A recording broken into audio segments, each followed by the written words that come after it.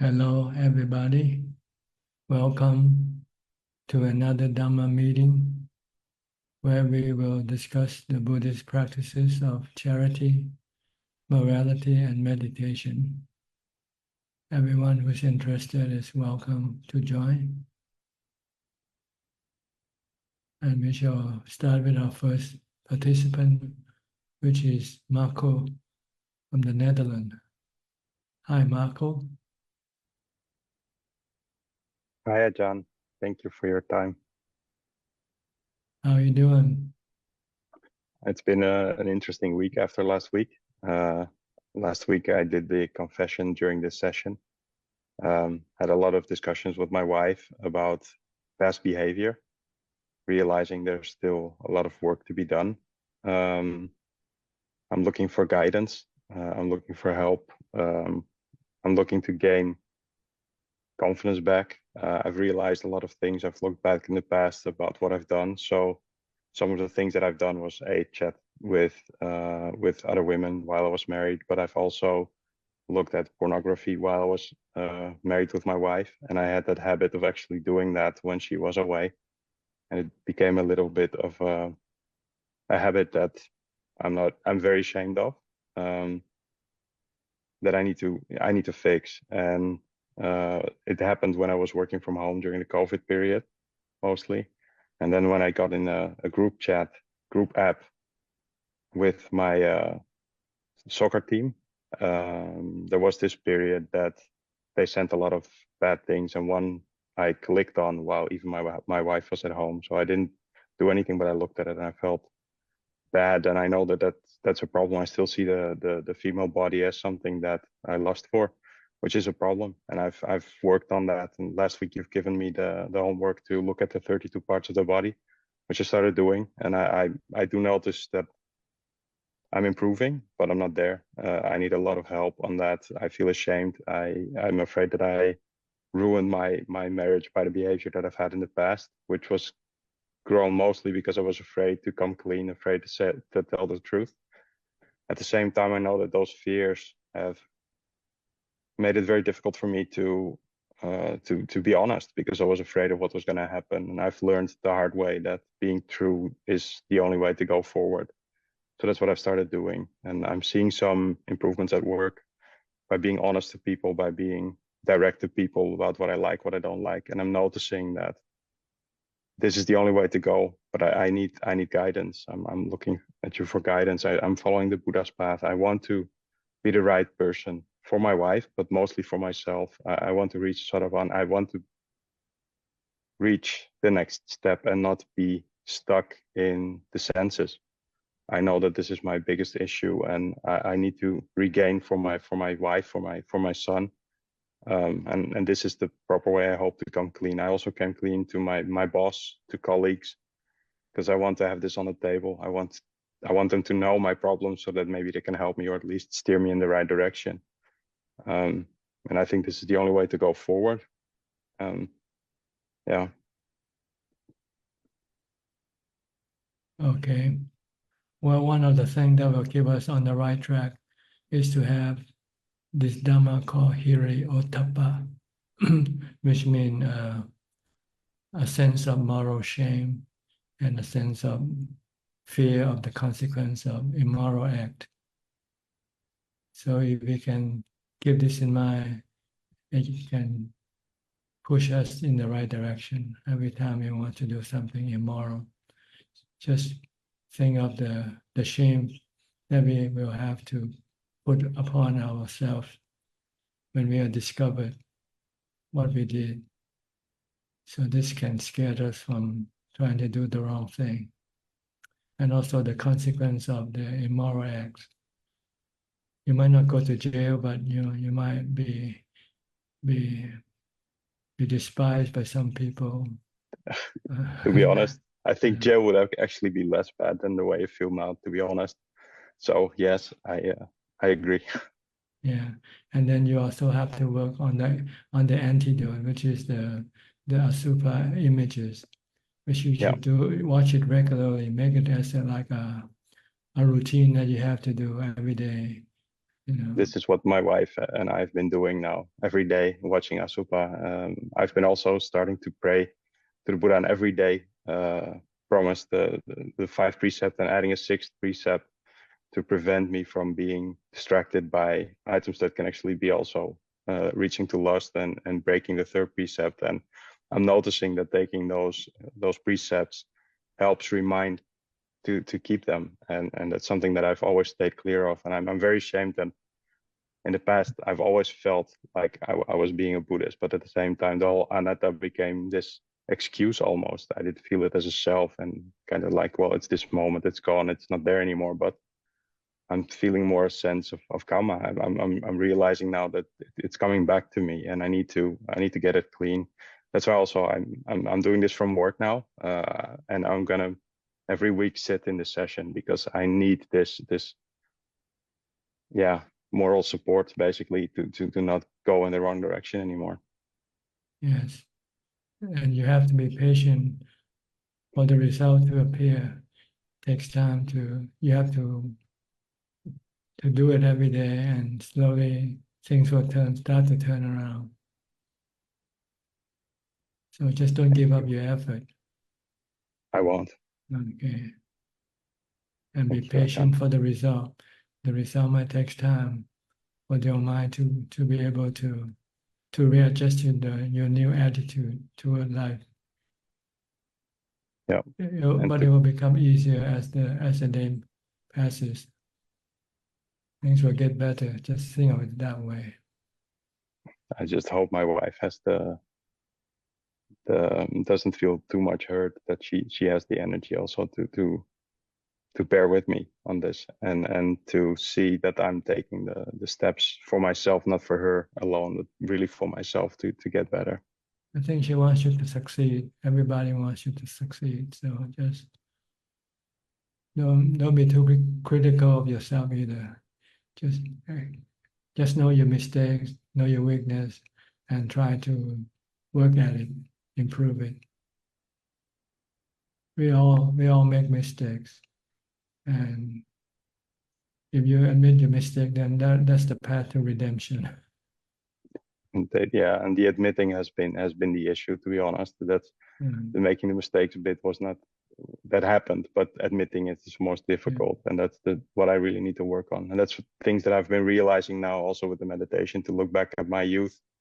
There's a lot of steps that I made to get away from actually having to expose what I'm feeling, what I'm doing, and that's something that's haunting me now, that I don't want anymore. Mm-hmm. Okay, just you have to have this willpower to do the right thing. Yeah, and I've since last week I've tried to learn all the 32 parts of the body. I'm getting there. I think I'm at 20 now. So try to memorize it in your head and try to visualize them, so you don't have to rely on the book or on the. But from time to time, it's good to look at the graphic images. It's much stronger than the name or the words of the images. no, thank you, Ajahn. Okay, all right. Anything else? No, I think that's it. I'm just grateful for this opportunity again, that I can share and be honest and come clean and go forward. Yeah, we all make mistakes, and we admit it. Then that's the way to correct our mistakes. If we don't admit them, we will continue on doing the same mistakes again. Thank you, Ajahn. Okay, good luck to you. Thank you, Ajahn. All right. Next, we'll go to Sri Lanka with Samanji. Hi, Samanji. You are in early today. Yes, yeah. Look, Ajahn. What can I help you with today? I have some questions. Can I go ahead? Yes, go ahead. Yeah. Now, Ajahn, now soldiers who go to war, do soldiers who kill the enemy during war commit the sin of killing? I mean, they do it on behalf of their country. It's still wrong. It's still bad karma. but the consequence can vary from which type of killing you do for. The reason for killing can have bad or worse consequence. If you kill for your country, it's not as bad as you kill for your own benefit, like robbing someone or hating someone. So, But soldier it's still wrong. It's still wrong. does he still violate the first precept? Yes, it does. Okay. Also, Tanaja, does its army commander or the leader who orders the soldier to start the war or kill the enemy, do they commit more bad karma than the soldier who just follows the order of their commander? Well, the one who give the order also commit a bad karma, but I don't know how bad the consequence will be. Okay. And so soldier has to bear more bad karma, because he's the one. Yes, either you do it yourself or you tell somebody to do it for you. It's the same. It's the same. Which is more intense than Ajahn? Which gives more bad? I only been told that it is equivalent. Whether you do it yourself or have someone else to do it for you, you're breaking the same precept. Yeah. Okay. Sometimes, like when people are sentenced to death, when the death sentence is given, so how about it? Who is does the person? I mean, does he get? More bad karma? I mean, who sentences a person to death? Well, see, the consequence of this killing can vary from person to person who you kill. The more precious the person is, the more consequence you will see. Like the five extreme or extreme bad karma is first killing your father, killing your mother, killing an arahant, even just hurt the Buddha, make the Buddha bleed or something, and causing the Sangha to fracture. These are considered to be the most the worst type of karma that one can commit. And if, see, because you're destroying somebody who is really good to you, nice to you. But if you kill an animal or you kill an enemy, like you're a soldier, that is less. The consequence is less.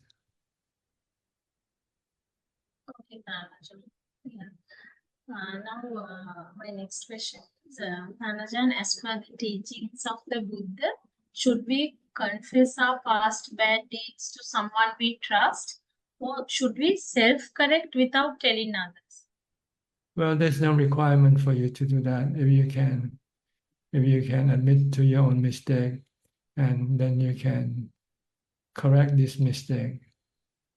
But for monks, we are required to confess our mistakes to another monk in order to shame ourselves and also let other people know, let other monks know that we have broken something and that we should not continue doing it.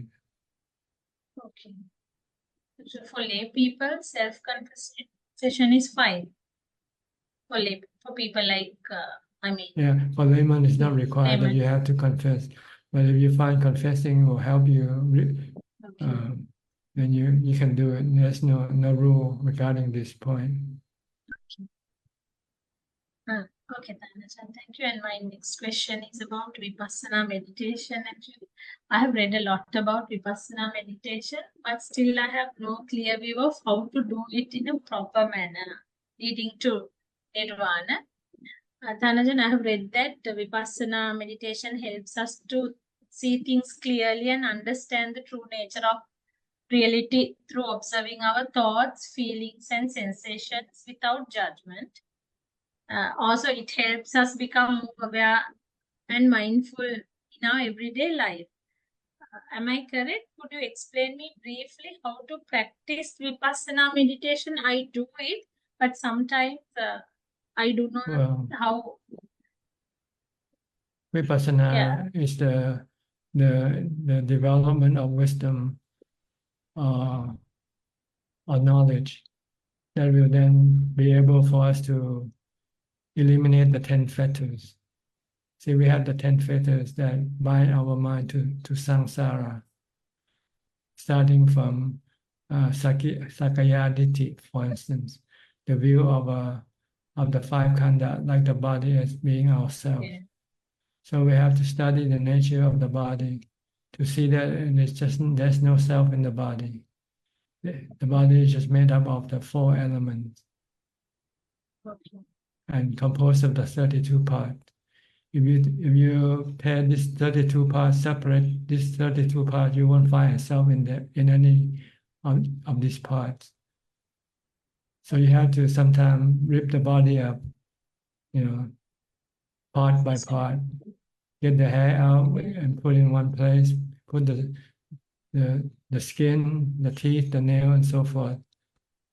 So eventually you come to see that there's no self in these 32 parts. So then you can understand that the concept of a self in the body is just our delusion, the mind's delusion.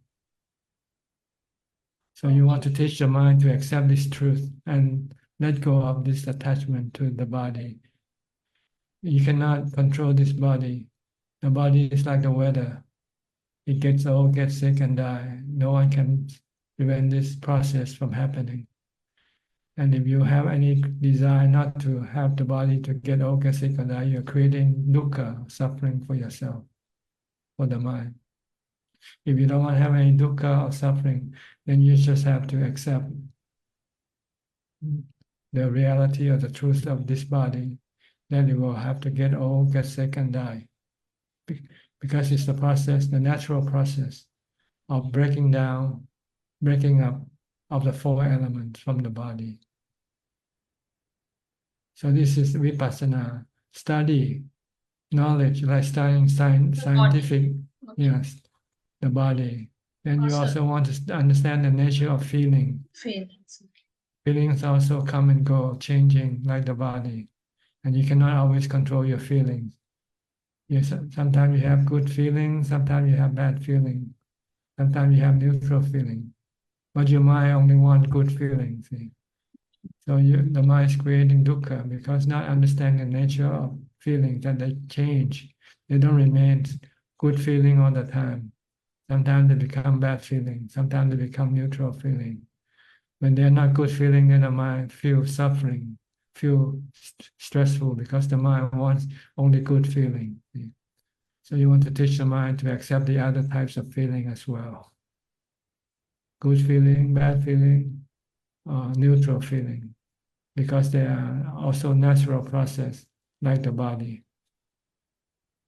So then you would have no stress, no suffering if you understand the nature of feeling and let them come and go, let them change as they like. Okay. Do we have to analyze the feeling? Like if we feel like maybe when we get angry or something, like you have to analyze that feeling. What do you mean by analyzing that feeling as to why it arises and all that? Well, if you want to, some of the feelings you can delete, by finding the cause of this feeling. Sometimes we have bad feeling because we have expectation from people. We want people to say nice thing to us. So when they don't say nice thing, we have bad feeling. So if we want to delete this bad feeling from our mind, we have to stop our expectation. Don't expect people to say nice things to you. Okay. Let them say whatever they want to say. Yeah. Then you won't have this bad feeling happening. But there are bad feeling that beyond your control, like the heat or the cold. This is something that you have to teach your mind to accept. Okay. There are feelings that you can control, you can delete, do it. But then you come to to the type of feeling that you cannot delete, then you just have to learn to live with it. Yes, Anaja, now we feel sad or we get angry because we think that there's a self, and because our self pride, then our maybe when Yes. our yes, When you because of that, understand, when there's no self, then no need to get angry or feel happy or sad. that's Am I right. correct? Right? Do you get angry at water, or you get angry at the air, the wind when they blow at you? Okay. Yeah. Ah, This is and vipassana, seeing the truth according Okay. to the truth, not according to our yeah. delusion. Also, Anaja, now to do vipassana, I mean, is vipassana to be done in deep meditation posture? I think as I understand from what you said, like we can practice it during our day-to-day activities as well, no? Like Yes, you is normal with vipassana, you usually don't do when you meditate. You do after you come out of meditation, because these are Okay. two separate type of practices. When you meditate, you want to stop thinking. You want to still the mind. But when you want to develop wisdom, you have to think. So these are two different types of practices that you cannot do at the same time. Okay. You have to do one or the other. So while attending to our daily activities, we can practice vipassana. Vipassana also on two levels. First as a homework, and also as taking the examination. Like you first have to teach your mind that you can sometimes have painful feeling. Okay.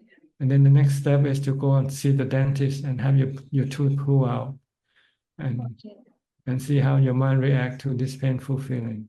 So that means we can practice vipassana through meditation and also while attending to our day-to-day activities.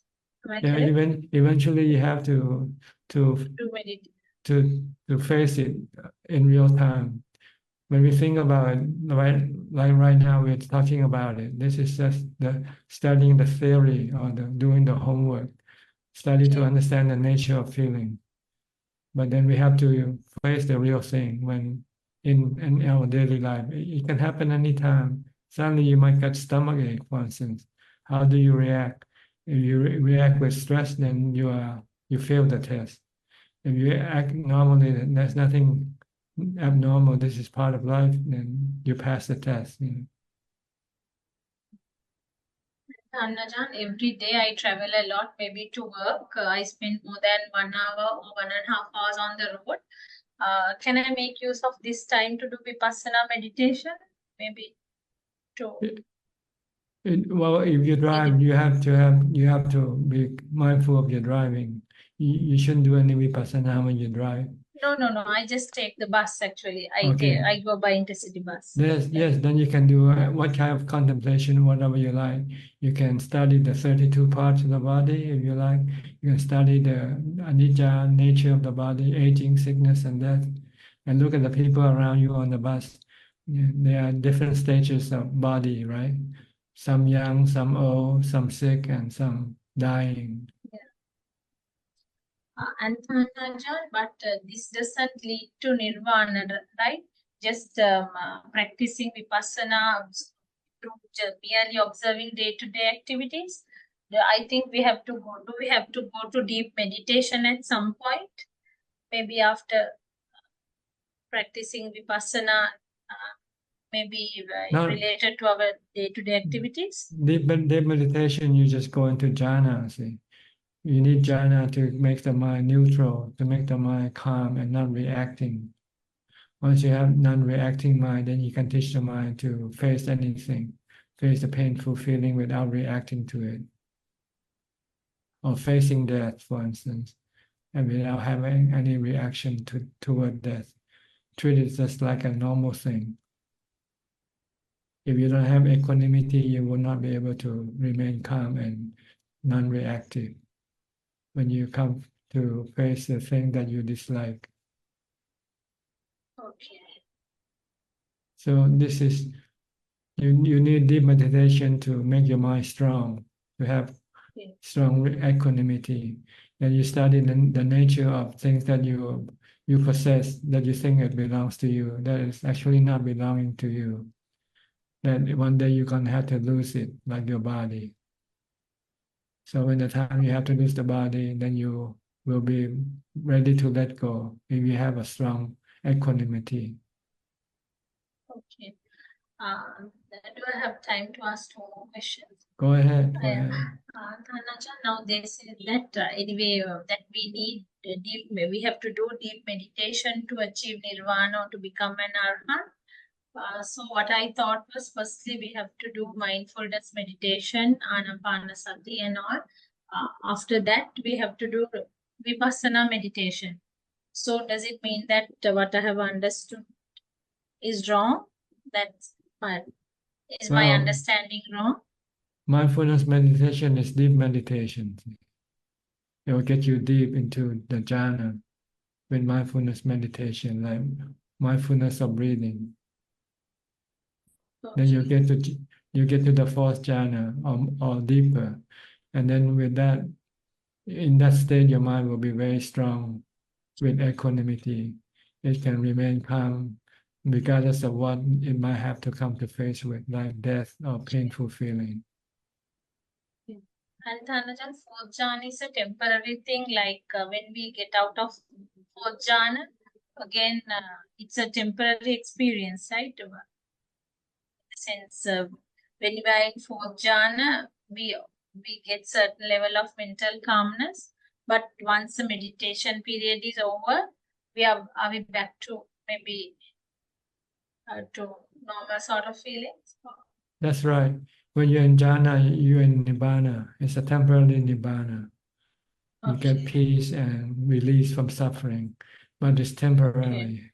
When you come out of jhana, your mind starts to work, and your defilements start to come up. So your craving for things start to come up and creating stress and anxiety for you. So you want to use vipassana to get rid of these cravings. Cravings or fetters. Sometimes they're called fetters, but they're cravings, like sexual cravings. Yeah. So you use the supa, for instance, when you have sexual cravings. So you have to look at the super parts of the body, the unattractive part of the body. So when you see the organs, the internal organs of the body, your sexual desire will disappear. So you need vipassana when you come out of meditation if you want to keep the mind remain calm as if you were in jhana.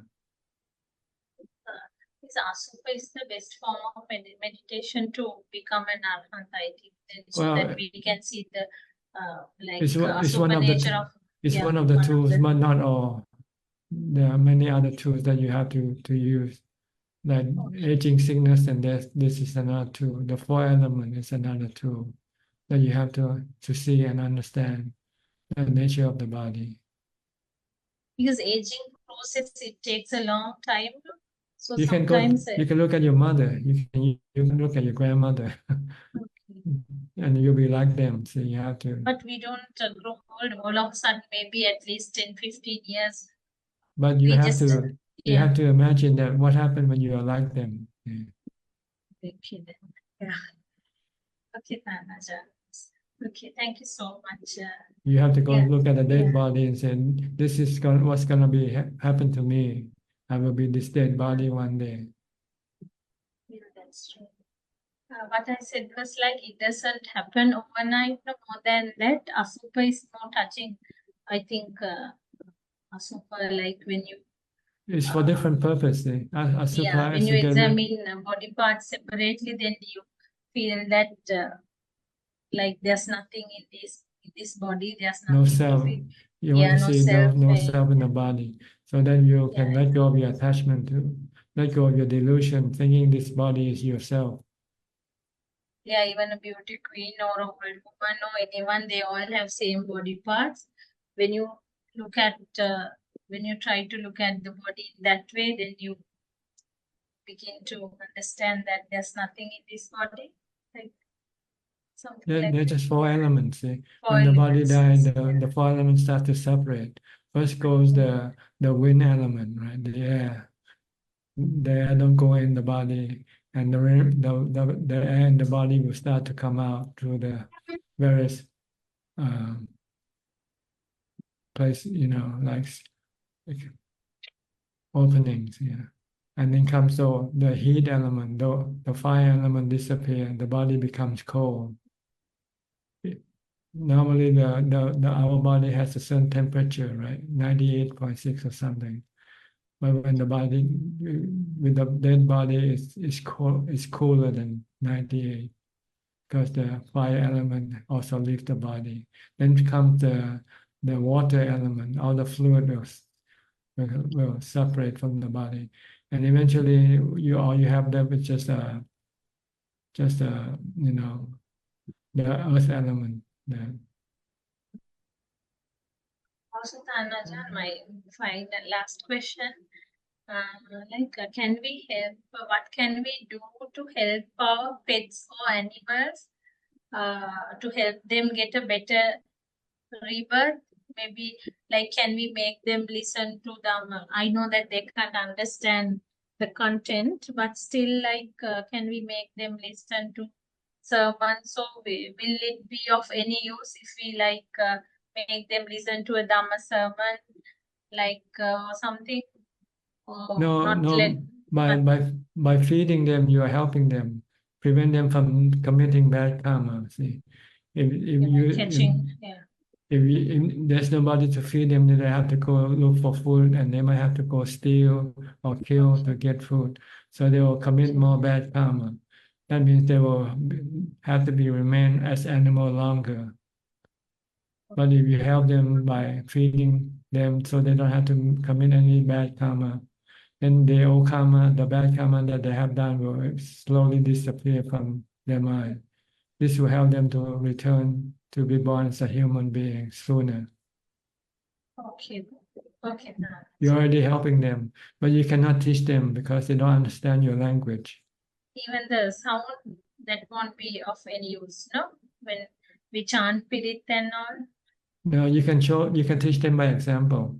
If they're gonna steal some food, then you have to teach them not to do it, to stop them. Yeah, I had a cat who used to sit next to me when I was worshipping the Buddha, but she didn't understand anything. But whenever most of the time she used to come. She's no more now, but I don't think that made her any good, no? Yeah.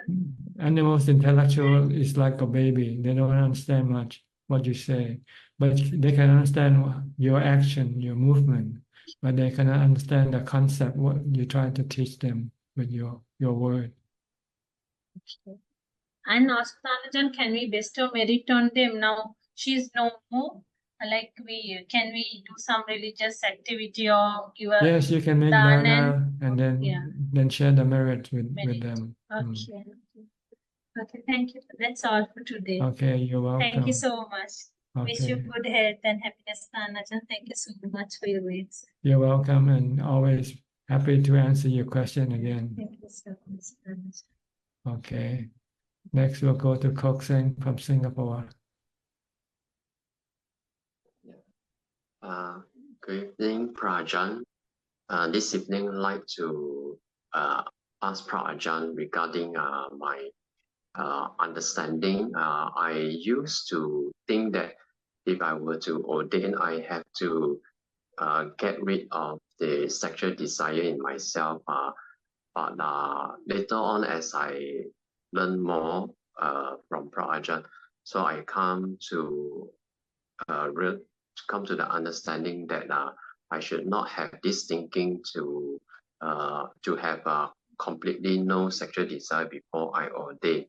And if the opportunity is there to ordain, even though I still have the sexual desire, I should proceed with the ordination. So may I check, Ajahn, is this thinking of not removing sexual desire completely before one's ordained, is this understanding correct, Ajahn? Yes, as far as the desire itself is, you're not required to eliminate it when you want to become a monk. what you have to prevent is your action of body. You should not have any sexual intercourse with anybody if you want to become a monk. You have to practice celibacy.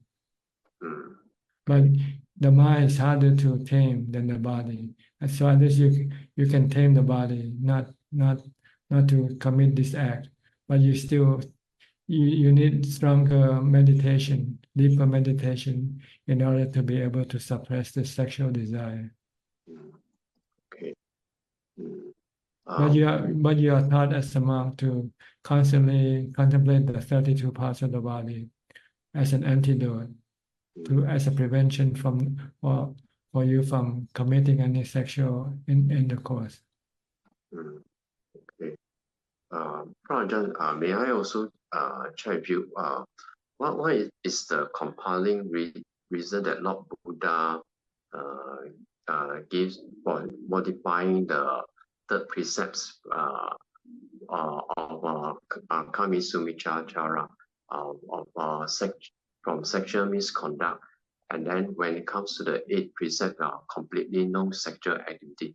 What's the compelling reason for Lord Buddha for this modification? Well, see, the two set of precepts are like beginning and intermediate levels. See? So the 5 precept is easier to keep than the 8 precepts. But if you want to meditate, then you need to keep the 8 precepts, because the 8 precept will support your meditation. It will prevent you from any sensual activities, like having sex with someone or eating too much, or enjoy the movies and music, for instance.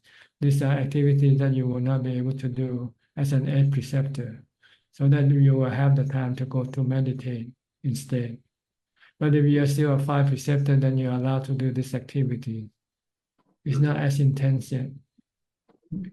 So it's up to you which level of practice you want to commit yourself to. As a beginner, usually people prefer the 5 precepts first. Yes. But as they find more benefit from meditation, then they might want to do more meditation. And they'll find that keeping the 8 precepts will help them better with their meditation. So they move up to the next level. Okay. Understand. Yeah. Okay, Ajahn, this morning at the marketplace, I saw an old man with a walking stick, and at that instant, I asked my mind, am I ready to accept this when this happens to me, when I get old, have to use a walking stick? And my mind, the immediate response from my mind was that it is not ready to accept such a state of body condition. So may I check, Ajahn? So going forward, what type of homework should I do so that I will be able to accept such a state when my body ages and becomes old and weak? You have to meditate to get to the jhana. Then you will be able to accept this condition of the body. Right now, your mind is weak. You have very little equanimity. Your mind will react to the different kind of conditions of the body. When the body is well, it will feel happy. But when the body gets sick, it will feel bad. Yes. So, but you can eliminate this reaction if you practice meditation and get to the 4th jhana. Then your mind will have equanimity and be able to not reacting to the various conditions of the body. Okay. And in order to get to the 4th jhana, you usually have to become a monk. Okay, if the or live like a monk, live alone, and having no social interaction with anybody, and spend all your day, all your life meditating, practicing mindfulness and meditation, keeping the 8 precepts. Okay. Okay, understood. Yes. Okay, thank you, Prajan. Okay, next, Felicia Chan from Malaysia. How are you? Very Prajan, I'm fine, thank you. Prajan, when I meditate, the body and mind separate. I feel an air pushing me. I was not disturbed by it. And I also found that awareness and calmness become better. Prajan, is this air pushing me called craving? Don't worry about what it's called. Worry about how you react to it. Don't react, just merely know. Let it come and go. Treat it like anicca, anatta. Okay, noted. Thank you. Prajan, since I often enter the stage of separation of body and mind, I hear a lot of sound of forest insect all day long. And the sounds of forest insect are louder than before. Prajan, may I know what is this? Thank you. Don't worry about what it is. Just know how to react. Don't react. Okay, Just let it be. Just know that it is. okay, noted. Okay. Thank you very much. Know that they are not under your control. They can come and go anytime they like. Yeah. Okay. Thank you. Don't leave them alone. Don't worry about them. Okay. They are natural phenomena like the wind, the rain, the snow. They come and go. Okay, noted. Okay. Okay, thank you, Prajan. You plan to go on to your retreat again? Yeah, on September. September. Huh? The Yeah, same place with Ajahn Uthai? yeah, yeah. Okay. What you do for the rain retreat? Do you have any? I like that I can focus on my meditate, but no one to teach me. I cannot English cannot understand all time. You have enough teaching already. What you need is the practice. Yeah, I need the place for practice. Yeah, Yeah. Okay. no language, and then no po Thai also. So cannot talk. Mhm. Just meditate only lah. Meditate. Yeah, that's enough though. Just master your meditation. Be Yeah, able to always calm your mind regardless of whatever happened to you or to anything around you. yeah. Thank you. Okay. One day I want to go and see your brother. Okay. You already see me here, so why have to go to see me there? If I go there and see you, nobody translate for me. I also don't know how to talk to you. At least now I ask my daughter to write, and then I can read and then ask for question. If I go alone there, my English also broken English not very good. Maybe I also don't know what you said to me. This is my problem. You can use Google Translate now on your phone. Just speak in Malaysian and it will translate into Thai. Yeah. Okay. Language cannot, but I like to meditate. Luckily, I can meditate. Yeah, that's good enough. You already know too much already. Don't worry about teaching. Worry more about practicing. But sometimes my friend, they know a lot of Buddha words, and then my friend asked me to read this, that. I also confused, because I think maybe I don't know language. I want to know more. Then I feel it's not like that. You don't need to know all these things. All you need to know is how to practice mindfulness and meditation. Yeah, mindfulness is master key. Yeah, so that's all you need to know. Yeah, is mindfulness is master key. It live in present. If no mindfulness, that means no at the present already. Nothing happen if you have no mindfulness, no wisdom, no samadhi, no vimutti, no nibbana. But if you have mindfulness, then this thing will follow suit. Yeah. Bhajan, because last time not yet enter China, we think we always use the mindfulness. Actually, when enter the jhana, then when the mind stop thinking, just understand.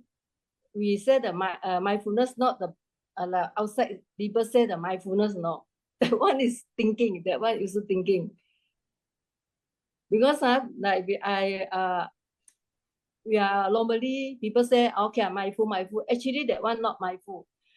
The mindful, when you enter the jhana, then you understand what's the meaning of mindful. Yes, mindfulness is to stop the mind from thinking. Yeah. No thinking. Yeah. Okay. I thank you, Ajahn. I'm very grateful can meet Ajahn. You're welcome. I hope you progress in your Yeah, and practice. I also thank you for COVID time. No visitor. I got a lot of time to practice. Good. All right. Okay. Thank you, Yeah. Ajahn. Okay. Next, we'll go to Switzerland to Professor Ken. Hi, Professor. Hello, Tanajan. I don't have any questions today. You still practice at home? Yes, of course. Yeah, still going. Mm-hmm. It's a quiet time at the moment, so. Do you have to start teaching again when the semester starts? It's around about the middle of September, so it's quite a long break. Yeah. Okay, you still not retired, huh? No, not yet. I still have another maximum 4 years to go. 4 years to go. Okay. I can go earlier, but I'm slowly winding down now. I've taken less responsibilities. I have more spare time. Okay, good. At least you should have a goal to reach for. So you have a goal waiting for you, right? Yeah, I know the goal. Okay. And I'm moving toward that goal. Slowly but surely towards it, for sure. Yeah. Okay, yeah. I think it's easier. Mm-hmm. It's easier at this stage. I think for younger men, it's more difficult to give up their careers and things, but I'm almost there anyway. So, okay. By a necessity, one has to plan for the next stage. Yes. So, yeah. Okay. So the plan is to practice, keep it going at home, and spend as much time in the monastery as possible to. Maybe one day you can ordain. Well, maybe. I think the first stage would be to spend more time in the monastery as a lay person, practicing, and rather than diving straight in as a. Like you have to test the water first to see whether it suits you or not. Yeah, I mean, a few years ago, I tested myself in Gauchion, and I learned a lot. I think I failed the test, but I learned a lot there. And how long were you there? I stayed in Wat Yan twice. The second time I stayed on the mountain 1 week. 1 week, yeah. Okay. Yeah, I was intending to stay longer, but after a week, I had enough. I had to escape. But okay, not ready for it yet. I wasn't ready for it, but I saw a lot of things that I've been working on ever since. So. Okay, good. Like fear and things like that. I had a lot of fear coming up. Yeah, and also physical discomfort. Physical discomfort was very strong, yeah. Mm. After one night, I wanted to run away, actually, but I managed to. I remember I came to Tanajan the next day, and you told me, just stay. There's nothing dangerous on the mountain, and it's all in your mind. It's all in your mind. So after those words, I managed to stick around for another week, and I did learn a great deal. That was about, I think that was 2016 the last time. I see. Okay. Yeah. All right. So I have a lot of admiration for people like Jordan, who's dive straight in and can go there. Yeah, he looks happy. I saw him today, this morning, but didn't have a chance to speak to him though. But he seems to be doing okay. Yeah, so having experienced what it's like there, I really admire that people who can do that. But I'm moving slowly towards that direction. We all have different potential, I guess. Yeah. Okay. Okay, Tanajan, thank you very much. Good luck to you. Next, Thank you. Levan from Marin County. Ajahn, I have a question. I'm always curious whether relics from ashes means anything, because a couple weeks ago I saw some green relics from a lay Buddhist female practitioner. So I just wonder, because I heard that sometimes when people have relics, that means that person have some attainment. Yes, But it's supposed to be fully attained. If they're fully attained, parts of their bones can turn into relics or turning into stone. Relics are really stone, like precious stone. so okay. So green relics mean that this practitioner have some and Yes, if it's true, but we don't know whether someone might put some stone in the enclave. So you can just, as long as you don't see it for yourself, then just be a little bit skeptical, but at the same time not to the point of dismissing it altogether. Half and half believing and half disbelieving, until you can prove it for yourself completely that it is true. I see. But the theory is, if you are fully enlightened and arahant, when you die, usually some parts of your bone will turn into relics. But is it possible that an arahat have no relics as well? Yes, possible. It depends on the time of death, between the time of your enlightenment to the time of death. See, if the time between enlightenment then is very brief, then the body doesn't have the time to have it purified by the purified mind. So it might not turn into relics. But if the time between enlightenment that is long, like years, then there's most likely chance that this then will turn into relics. According to the theory, the pure mind will purify the body also. I see. So it doesn't mean if we can't find relics, we cannot dismiss that this person is not an arahat. Because we don't know whether it's true or not. See. But if we know for sure that this belongs to this person, and that somebody get some piece of stone and add it to the ashes, then if you're sure that this is actually true, yes. Okay. And another question is, I often see Buddha image as a reminder, like an object, a reminder for faith. I don't see that the Buddha image have any like spiritual power. But then at the same time, I know that sometimes people believe that, if there's a brick in the Buddha image, or if I drop it, it will cause some bad luck. I just want to clarify. All these are just beliefs; they're not true. Okay. Good or bad is up to our action, our karma, dependent on our karma, not about on Buddha statue or on anybody actually. It will depend on your good or bad karma. Yeah, thank you. Okay, thank you, Ajahn. Yeah, Buddha images usually I think I heard that the Buddha didn't want us to have us build his images. He said that these images is not him. He said he is the Dhamma. The Dhamma is him. So he said that if you want to get to know him, study his teaching, the Dhamma, his teaching. Not having a Buddha image and worship. He said if you want to worship me, study the teaching and practice the teaching. Then you'll get to know me when you become enlightened.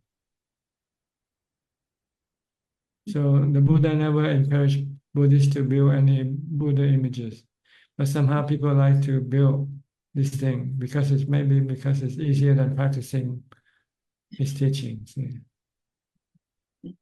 Okay.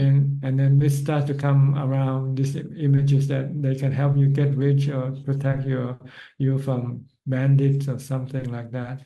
And people start to believe in this thing. So that's not the right teaching. No, Okay. no, not at all. Pure Buddhism, no Buddha images. Yeah. So if I accidentally drop it, it's okay. It's just it's a statue. It's a doll. Yeah. It's a Yeah. It's an object. Yeah. yeah, it's just an object. Yeah. And people are afraid to throw it in the garbage bin, so they give it to the temple, and they pile up in the temple with all these broken images of the Buddha. Thank you, Ajahn. Next clear. Okay, you're welcome. Next, Cove or Cave? Cove, huh? I'm sorry. Hi, Ajahn. Thank you, Ajahn. I had a question that you may have answered already. My coworkers are always complaining about the job and each other.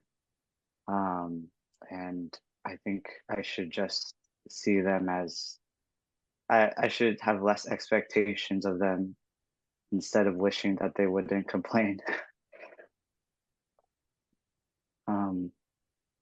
Yeah, so I think you answered it. I think people are always dissatisfied, no matter how much they get or have. They will always complain. They will never fully happy. So this is the nature of people in this world. So don't expect anything different from them. Mm-hmm. Yeah. Only people who don't complain are the noble disciple of the Buddha. They don't complain. They know it's useless to complain. It's better to fix the problem than complain about it. Yes. Yeah, that was my only question. Thank you. I go to a small temple in Ontario, California. It's a Thai temple. Yeah, And I think what Bodhisattva, I think. yes. Yeah. But the monks don't speak English for the most part, so I feel that speaking to you, I speak to them. So thank you. Thank you, Ajahn. Are you living around the LA area? Yes. Okay. There's a temple in San Diego monastery, one Metta, run by an American monk, Ajahn Jeff. Have you heard of it before? Oh yeah. I went there once. But I try to go on special occasions because it's about like 2 hours away from me.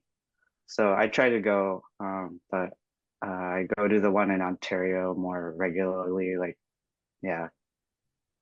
Okay. Fine. I thought if you want to, it's English speaking monk, and then you have to go to Ajahn Jeff.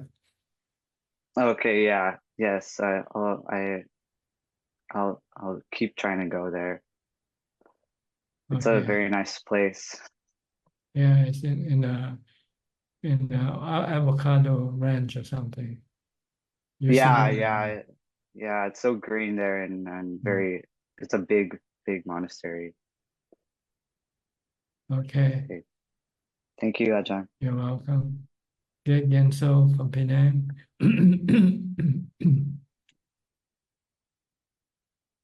Ajahn, yeah, good evening.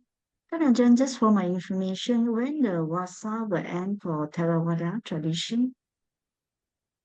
Well, I don't remember the date on the calendar, but it's in the lunar calendar at I think the last day of the 11th month of the lunar calendar.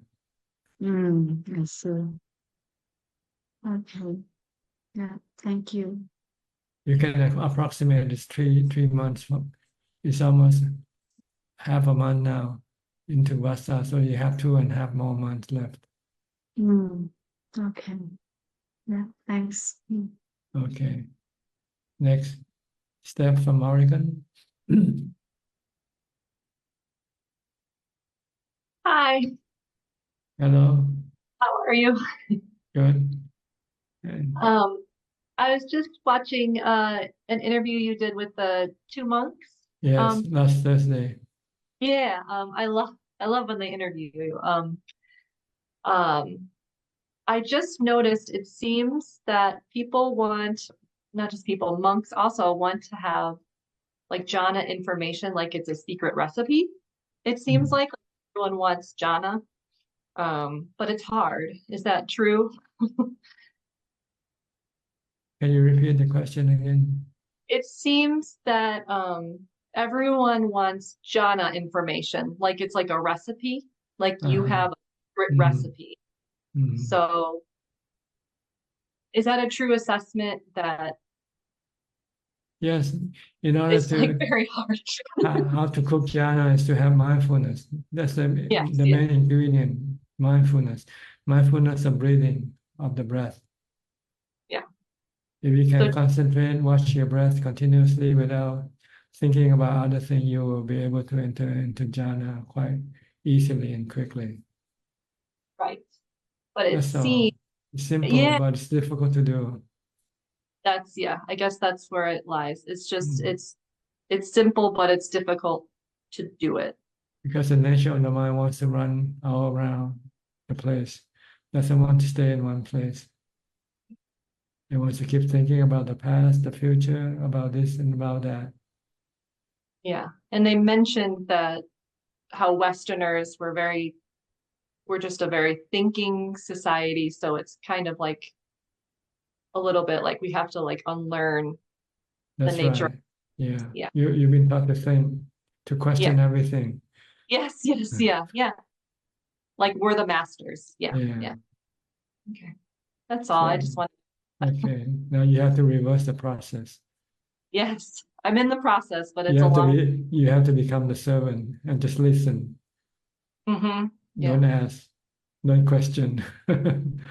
Made me a better mother, I will say that. Good. So now you don't get angry at your masters. I do, yes, yeah.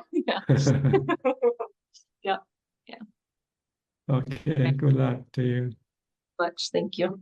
Next, Philip from Malaysia. Yeah, good evening, Ajahn. I have a question with regards to the practice. I've heard from teachers that sometimes where people go through difficulties, that they can't go. I mean, they can't solve or whatever it is, right?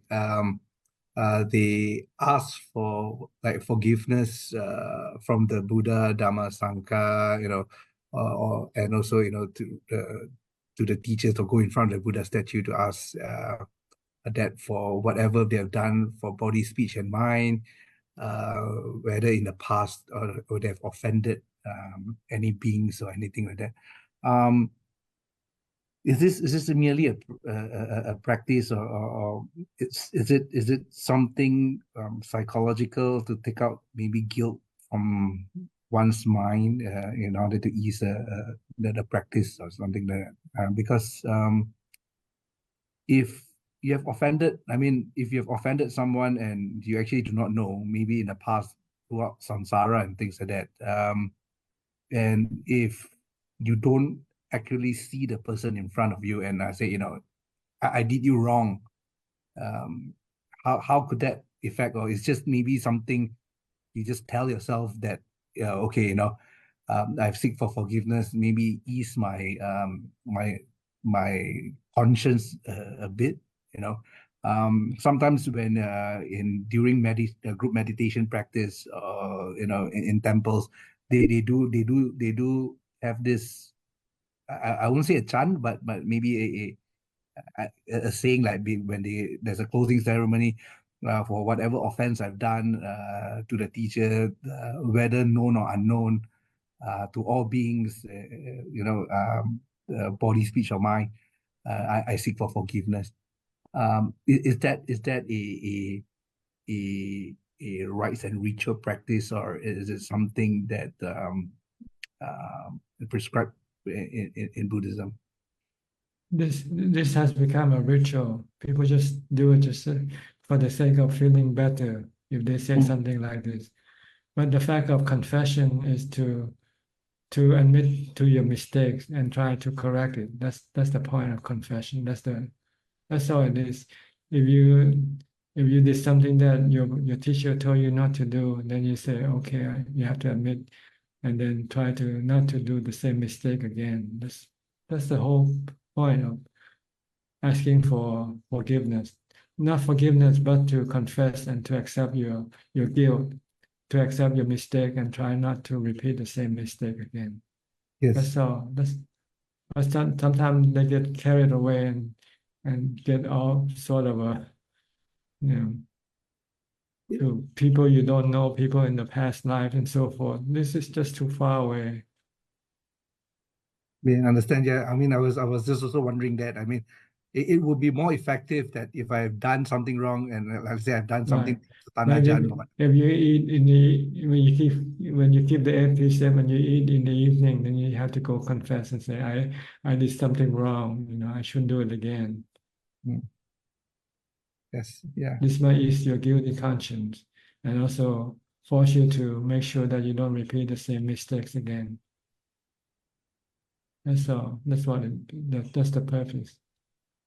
To correct your mistake. Okay. Okay. Okay. Thank you. Thank you, Tanajan. Alvin Lee from Malaysia also. Namaskar, Tanajan. Tanajan, just a question on the fourth jhana. I know to reach the fourth jhana, Tanajan said is normally monks can reach fourth jhana. But for lay person, he can go into momentary fourth jhana, right, Tanajan? Just for split seconds. Is it possible? Well, see, it depends on our past lives, how much mindfulness we have already developed. So some lay people can enter into jhana easily also, if they already had practiced jhana in the past lives. And for monks who had never practiced jhana in the past life, they might not be able to even enter jhana into this lifetime. So it doesn't mean monks will be better than lay people in this regard. But by being monks, it means you have more time for practice, that's all. So more possibility of entering into jhana than lay people. Because lay people don't have the time to practice like the monk do. But if you put the factor of past life into it, then this is a different.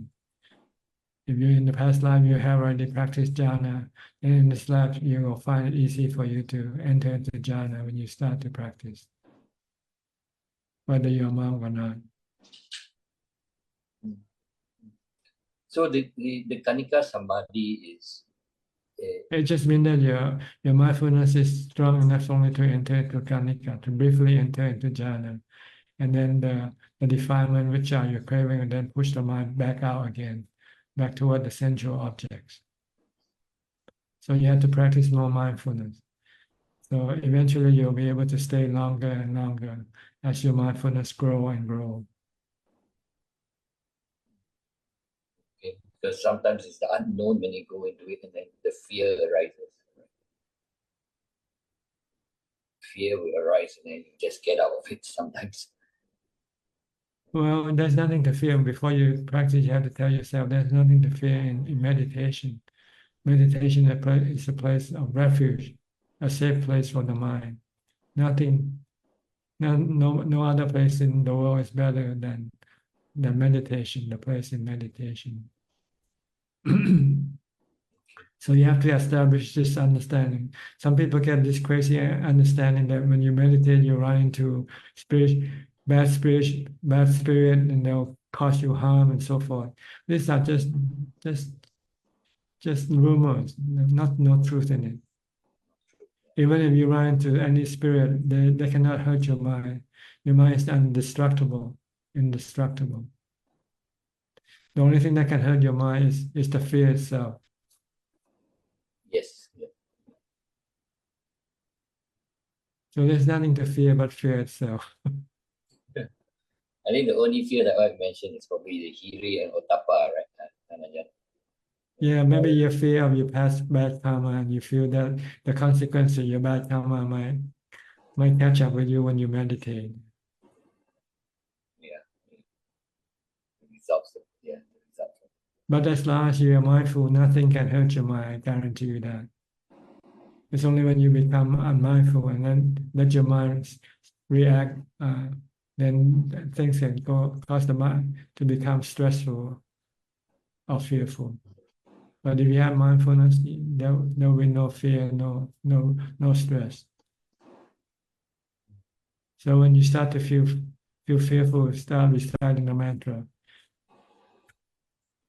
so that you can increase more mindfulness.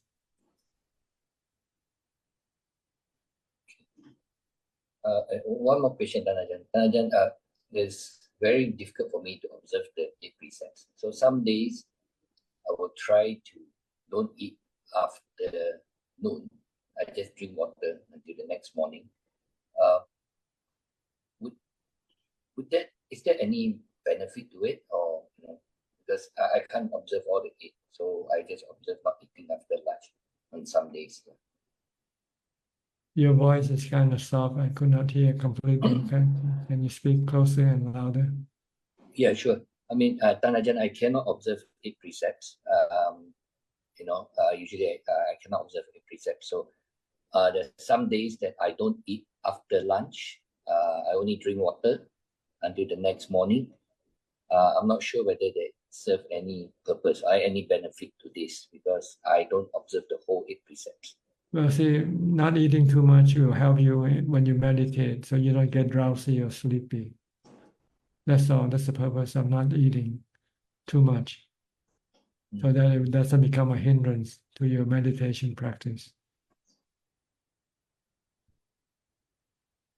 But if you fast and you don't meditate, then you don't get anything. No benefit. Yeah, you might get the restraining power in your mind. You have the restraint. Your mind has the restraint to restrain your sensual desire. Yeah, that could be one of the purposes, right? To fight That's against right. defilements. Yes, to supply your sensual cravings. But the purpose is to assist your meditation practice. Okay. Just to avoid sloth and torpor, the hindrance that will prevent you from meditating. Okay. Usually the episodes go with the practice of meditation. So if you're not meditating, you can just skip the 5 precepts. But if you want to keep the 8 precepts, that's fine also. Nobody stops you from doing that. Maybe you just want to prepare yourself for eventually when you meditate, then you can keep the 8 precepts easily. Not eating. Yes.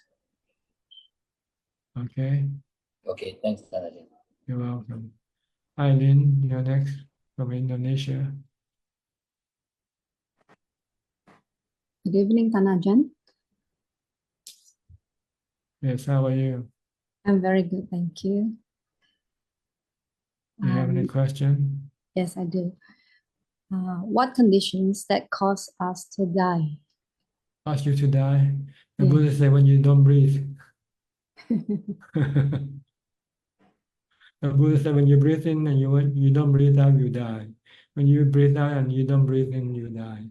That's all. He taught his attendant, Venerable Ananda, to reflect on that in this manner. When you breathe in and when you don't breathe out, you die. When you breathe out and you don't breathe in, you die. So that is just at the tip of your nose. Simple, isn't it? Yes, but what causes us not to breathe? Because your lung doesn't have the strength to breathe anymore. It's like a pump, see. Or something causes it to block the function of the lung. If the lung cannot function, then you don't breathe. When you don't breathe, you die. What else you need to know? What for? Or you want to know more? The Buddha says anicca, the body is anicca. That's the condition that cause death. But the body is temporary. It has a start at birth and it ends at death. That's why he taught us to contemplate on aging, sickness, birth, aging, sickness, and death all the time. Do not to forget that the body will eventually stop breathing. So is there any relation to our karma? No, our karma is caused us to take birth, and this is our karma. When we can stop our karma, stop our cravings, then there will be no birth anymore. So our karma causes us to reborn. Our cravings are the mental karma. Cravings for sensual pleasure, for instance, cause us to need to have a body, because in order to have sensual pleasure, we need to have the body as the medium. So when we can stop the sensual cravings, then there will be no need to have a body. So there will be no rebirth next time, if you can stop your sensual cravings.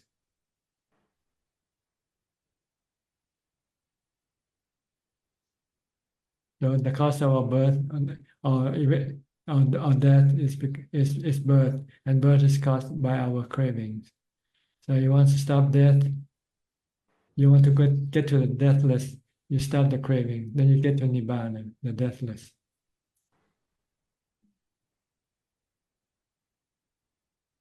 No death, no more death. If you don't take any more rebirth, then there will be no more death. And to stop rebirth, you have to stop all your cravings. The three cravings mentioned in the Four Noble Truths. Craving for sensual pleasure, craving for being, and craving for not being.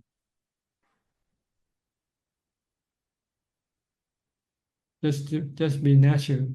Just be natural. Be part of nature. Let nature take its course.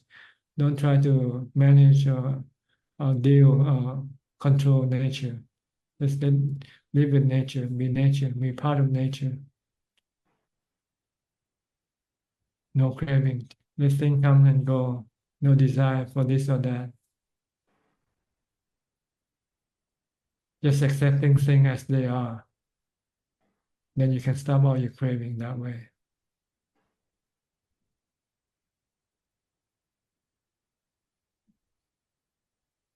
By meditating, get to equanimity. You need equanimity, and you need wisdom to see that everything is temporarily anicca. Everything are natural phenomena.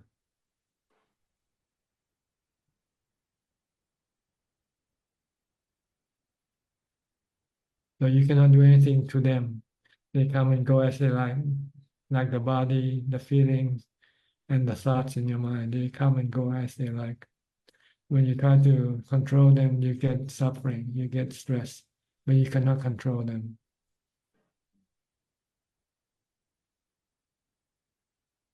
Okay? Understand now? I do. Understood. Okay. Good. Next, go to Sweden Czech from Vancouver. And see you for a while. Hello, Ajahn. We were busy. Attending a course, but almost done in 2 weeks. So I see. This has to do with your school? yes. I see. Okay. Management courses? No. It's Teaching courses. Yeah, the whole curriculum is like for the school. I see. Yeah. Learn a little bit about. So this you need to do in order to renew your license or something? Not really, but we found the curriculum, the content it will be very helpful to the children. Mhm. So that's why we spent about 1 year and 3 months to take the course since last year's. I see. And it's almost finished now. Yeah, 2 more weeks. Good. Finish You have the to take exam. You have to take exam. Yeah, we finished the exam return a few weeks ago, but now will be the final oral exam. I see. Okay. Hope Yeah. you pass the exam. Thank you, Tanda. Yeah, anything I don't know, I'll think of what you taught us then. Yeah, so it's been 1 year and 3 months. In the next 2 weeks, so we are all done. Good. You persevere. You didn't give up. Almost many times, many times that we are almost giving up, but until now, and still thinking of giving out. Even 2 more weeks. Yeah. Yeah, it's busy, really busy. You choose your life. So this is you can have another way of life that which is not Yeah. busy at all. Yes. But then you feel boredom, right? If you have nothing else to do.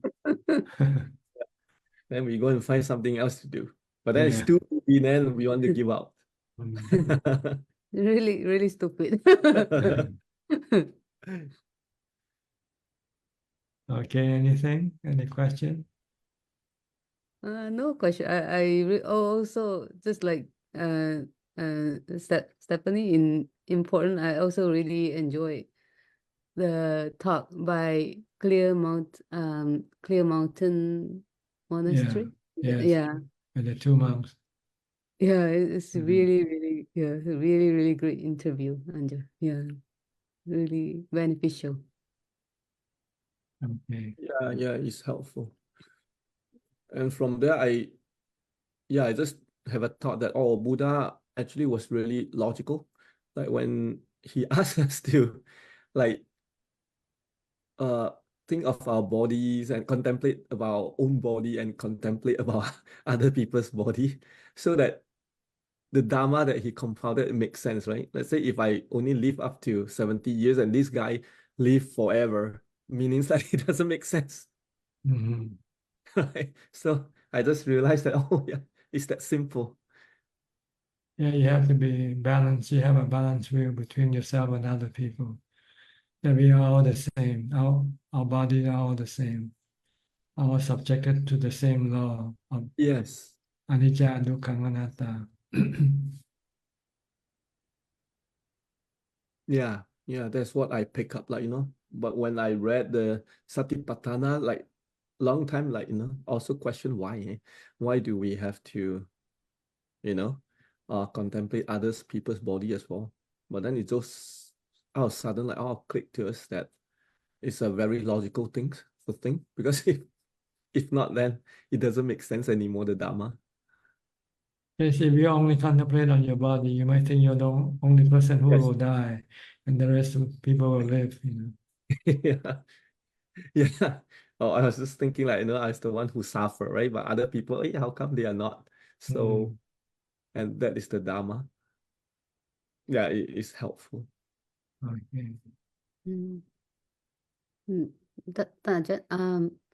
I would love to send some Dhamma books. I wonder if if somebody would, for example, and I know Diana is from Toronto.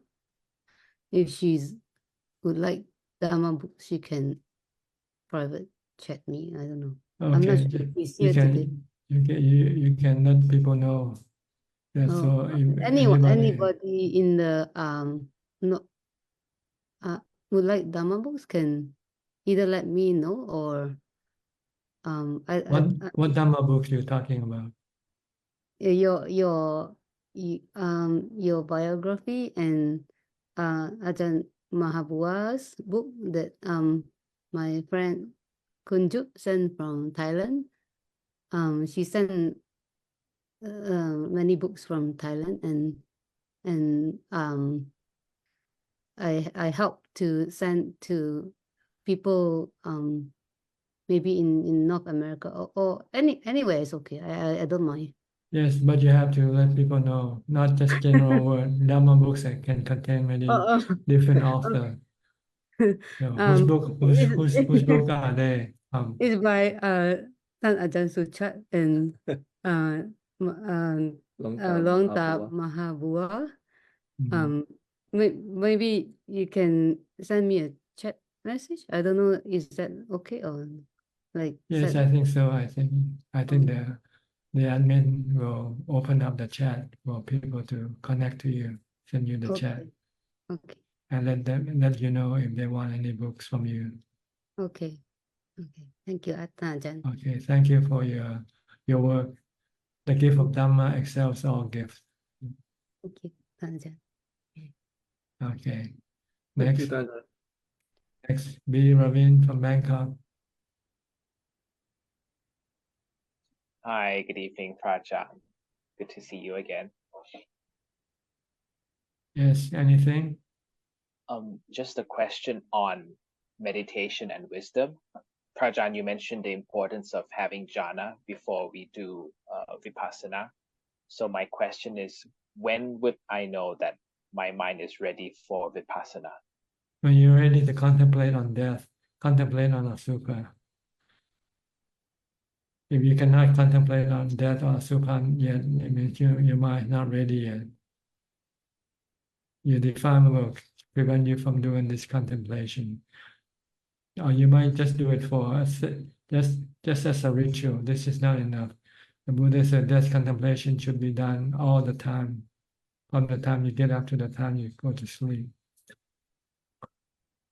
Can you do that yet?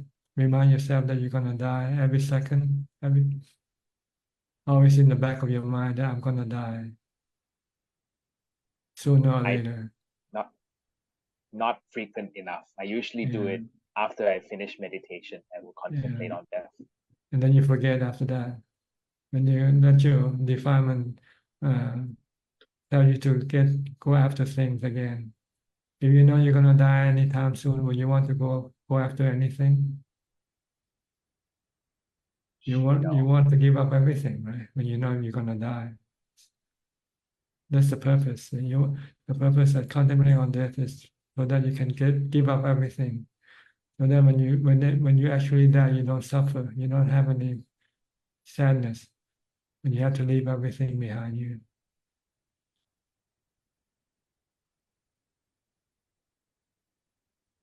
Okay. So this is how I need to contemplate. They just think about death as on the super, on the 32 parts of the body. Can you always look at people and see the 32 parts of the body? Not yet. I need to try. It's because your mind is not ready yet to do this contemplation. Your defilement still keep blocking you from seeing the truth. So you need the strength of jhana to help. Yes. So if we have strong jhana, it makes the mind easier to contemplate on these. Yes, because the strength of the defilement will be weakened. See? It will be easier for you to see the truth with jhana. Without jhana, the defilement is still very strong. It will block you from seeing the truth, seeing death, seeing aging, sickness, and death, seeing asukha. So I mean, sometimes I bump into people, they say, oh, I think about death, think about sickness all the time. But the truth is, if they don't have jhana, they really cannot see it, right? Because only if we have it, then we can truly understand the nature of it. And that we will not become scared of it. Well, when you see death all the time, really see death all the time, then you have a different perspective of life. See? Instead of looking ambitious, you don't need any ambition. You won't have any ambition anymore. What's the point of being something when you're gonna end up dead anyway? What's the point of having anything when you're gonna end up dead? So it's better just to relax and stay comfortable. Don't have to go after anything. Just prepare yourself for death.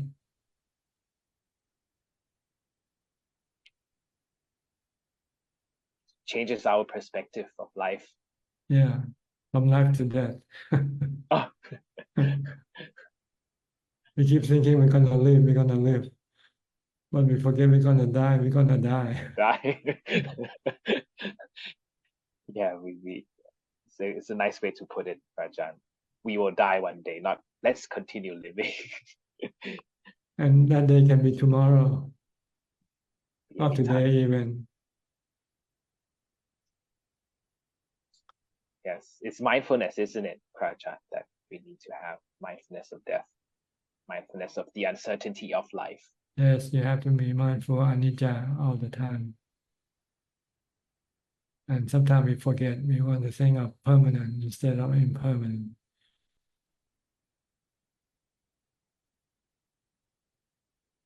Okay. Yes, Got it? Praja. So try I to think, yeah, practice more meditation, calm your mind first. yes, Praja, I will do that.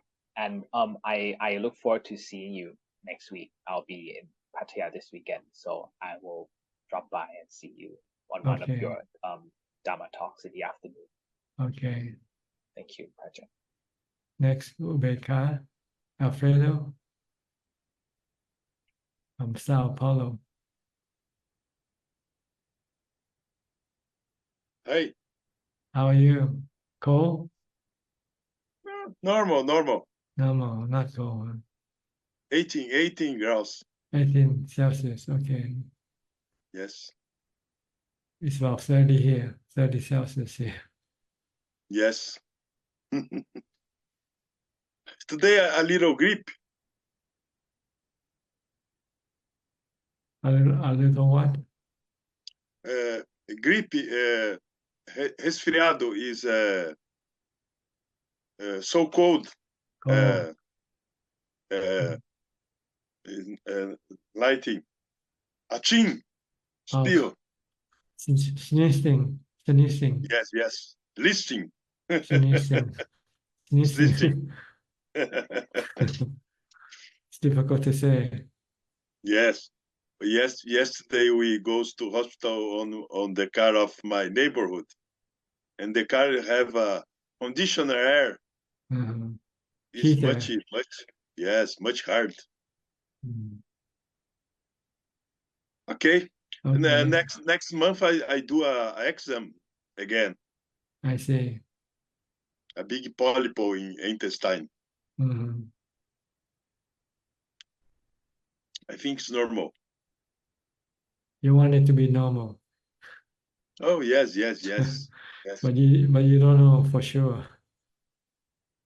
Yes, I don't see the things, but we've separated. Oh, it's normal, no? Yeah, but what if you have something wrong with your body? What you gonna do? No, it's normal too, but Okay, no it's normal problem. too. No No problem. problem.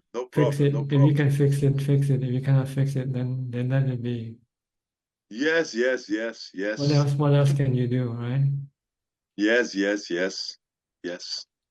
So you have to be prepared for both. Yes. Good news and bad news. You don't know which one you're gonna get. Yes, Upeka, Sachi. That's right. Stone is good, but stone is good. It's difficult to walk in the stones, né, Bante? Pain the feet, né? To walk in the stones. Yeah. The stone is food. Is normal. Everything is normal. Yes. Nothing is abnormal. Only us, we are abnormal because we cannot accept normal things. Yes. The Buddha said aging, sickness, and death is normal. Yes. But we don't. We are abnormal. We don't want to accept aging, sickness, and death. That's normal. Yes. Reborn is not normal, but reborn is not normal.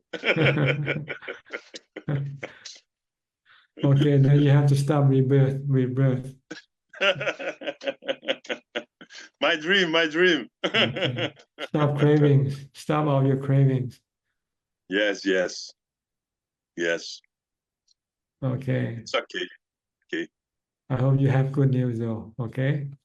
Thanks. All right. Next, Sarasi.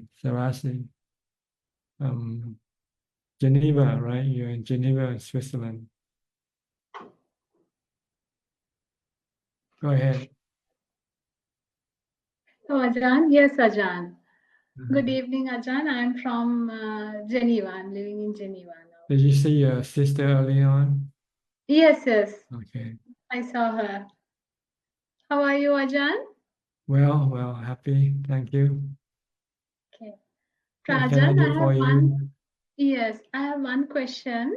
Out of the 10 fetters, the Dasa Sangyojana, what are the still remaining fetters in an anagami? 5 upper fetters, such as attachment to rupa jhana, attachment to arupa jhana, conceit, restlessness. There's still some restlessness in the mind of an anagami, restlessness and agitation.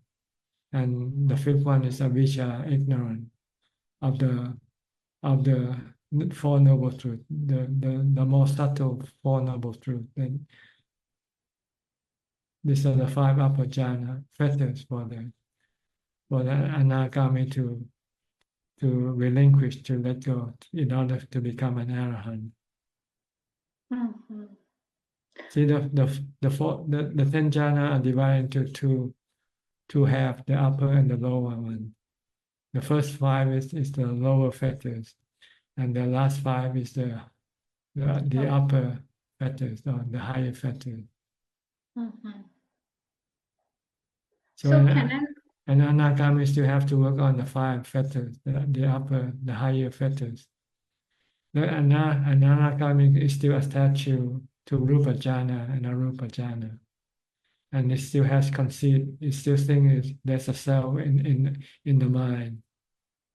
It thinks the mind is a self, when actually the mind is just a knowing element. Okay. So can he still lead a lay life? I mean, just remain as no. He can live a lay life, but he wouldn't have any sexual activity with anybody. He'd probably live alone if he could not ordain yet.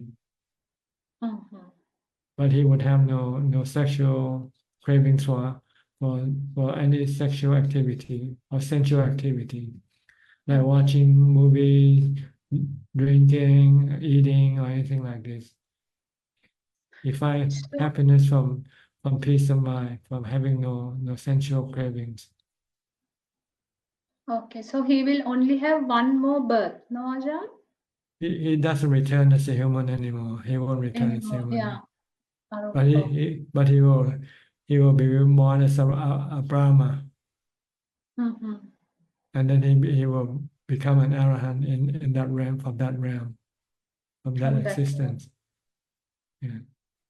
When he finally get rid of all the other remaining 5 fetters. Okay. Anyway, it's one birth, no? It's not a human definitely, but no human birth anymore, just a spiritual birth as a Brahma. Okay. So you won't have to get old, get sick, and die anymore once you become an anagami. You won't have a human birth anymore.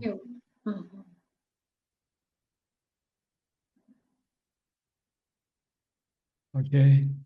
Okay. Thank you very much, Ajahn. I wish you good health and happiness.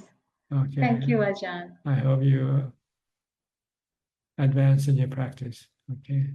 Yes. See I'm doing more. meditation, Ajahn, but it's very difficult, but still every day I am trying my best to do meditation. Yeah, the more you try, the easier it will become. Yes. So just be patient and just keep on trying, keep on doing it. Okay. Especially mindfulness.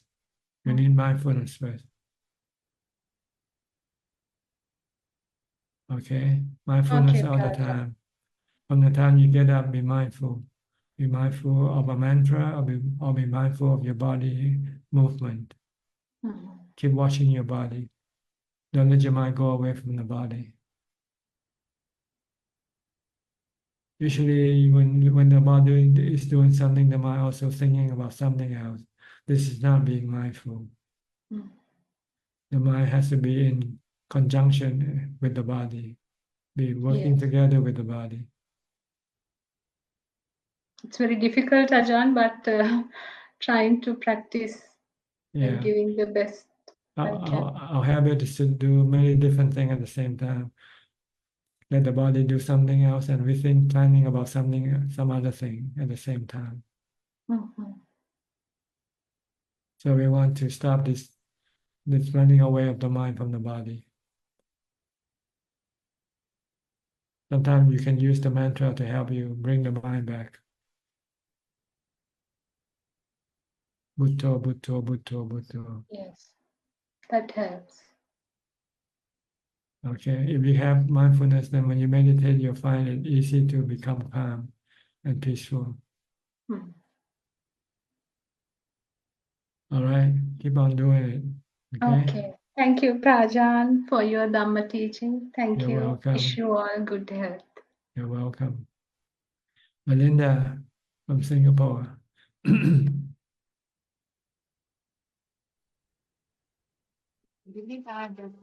Okay, how are you? Not so good. Not like when you're in the temple, huh? Temple is more peaceful than at home Yes. because you have to deal with other people. Yes. I see. It's better to live alone, right? Not. I do not have that condition for now. I don't. Yes. Okay. I do not have that condition for now to be alone. I see. So you have to live with whatever you have to live with for now. Yes. Okay. Just use equanimity, ubeka, So put this loving kindness, in.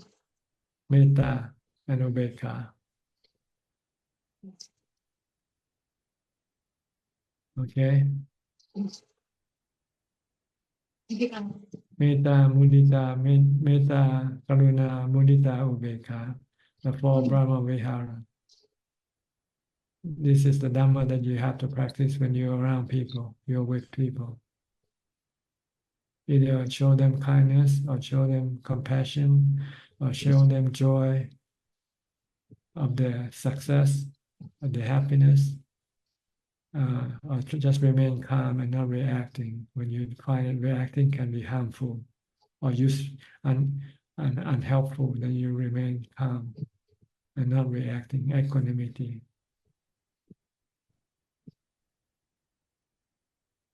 Okay?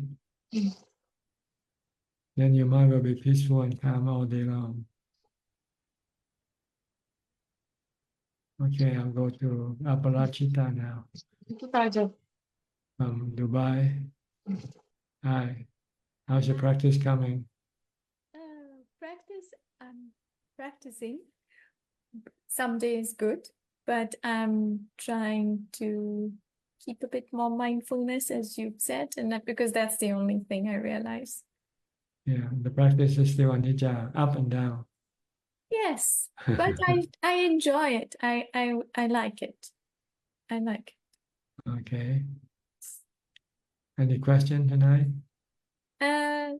One question. I remember you once said that the mind has 5 Properties. functions. Yes. Yeah, properties. Could you repeat that once more?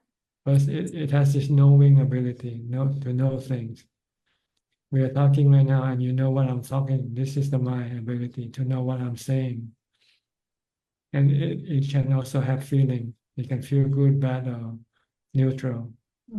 And it can remember or perceive things. And it can think about what to do, what not to do, so forth. And the last one, it has the ability to connect to a body, to the sensual organs of the body. So it can access the sensual objects coming through the sensual organs, like seeing, hearing things. This is called vijnana, the ability to connect to a body. See, the mind is the spiritual knowing element, while the body are the physical parts, and it can connect to the physical part of the body to access the physical world. So this is how birth happens when the mind sends this ability psychic connector to connect to the body. When you have birth, you have conception in the womb. And then when the baby comes out of the body, then the mind can then use the body to access the essential objects. And then it can experience the different types of feelings from the contact of the essential objects. Sometimes it has good feelings, sometimes it has bad feelings, sometimes it has neutral feeling. Then it uses the thinking to think, what should it do with this type of feeling? If it's bad feeling, try to get rid of it. Change the essential objects. Look for something different. So this is how the mind works with the body together. The mind needs the five sensual organs to access the sensual objects. Once it has the sensual objects, then it has feelings arising from the sensual objects. And then it starts to use the thinking to decide what to do with sensual objects. If they're good, keep it. If they're bad, get rid of it. And if they could not get rid of it, then they got dukkha, they got stress.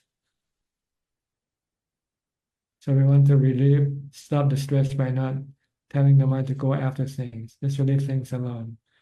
Because sometimes you can get them and sometimes you cannot get them. So it's better not to have any craving for them. Leave them alone. But in order to do this, the mind has to be happy. So you have to meditate to make the mind happy first. Once the mind becomes happy, then it doesn't need to go after the sensual objects anymore.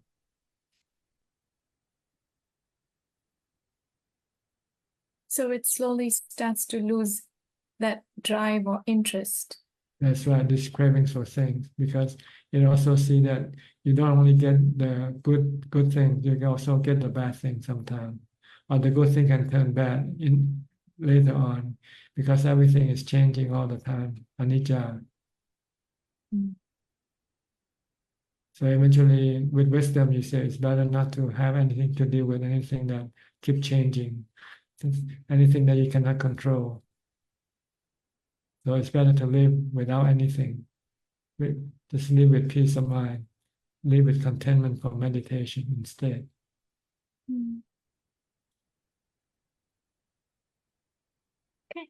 Okay.